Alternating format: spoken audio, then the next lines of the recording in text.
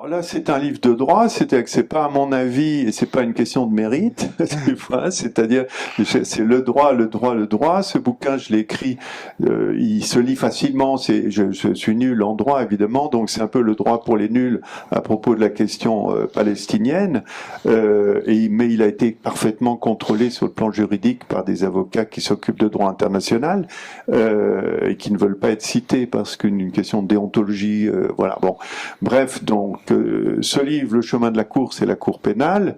Je l'ai écrit juste après la guerre de 2014 et il n'a pas pris une ride en ce sens que tout ce qui est écrit dedans suit son cours aujourd'hui.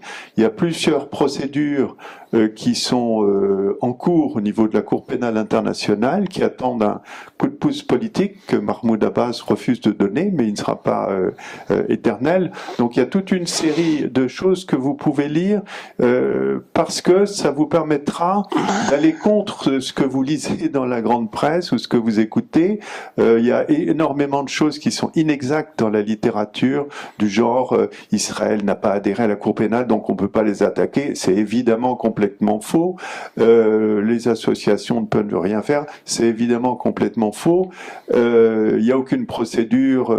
C'est pas vrai. Il y a des procédures qui sont en cours. Et figurez-vous que parmi les procédures, je vais pas en parler plus longuement parce qu'on pourrait là aussi passer la soirée. La procédure la plus avancée, eh bien, c'est la procédure des îles Comores. Vous voyez, c'est ces petites îles Comores dont la France a amputé illégalement d'ailleurs une partie. Eh bien, c'est les petites îles Comores qui tout simplement, en utilisant le droit, font avancer le droit et font que les dirigeants israéliens, car je vous rappelle, c'est pour ça qu'il y a des cartes à jouer dessus, c'est pas Israël qui sera condamné à la Cour pénale internationale, c'est des personnes, c'est des dirigeants, c'est des responsables. Donc c'est un outil extrêmement puissant.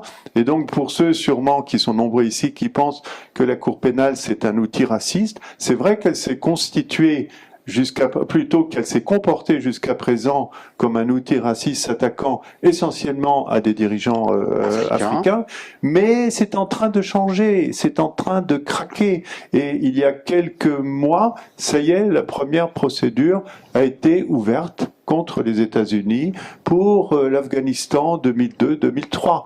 Donc il ne faut pas désespérer du droit. Le droit, c'est comme la médecine, ça se construit, ça avance, pierre par pierre, et puis à un moment donné où ça marche. Il y a plusieurs autres procédures qui sont en cours à la Cour pénale concernant la Palestine. Je passe rapidement. Juste un scoop, vous voyez, je pense qu'il sortira pas d'ici parce que, comme Nadir le disait, on n'a pas les grands médias, c'est le moins qu'on puisse dire. Mais je peux vous dire qu'il va y avoir une nouvelle plainte à la Cour pénale dans les jours qui viennent à propos d'un événement que vous avez tous suivi.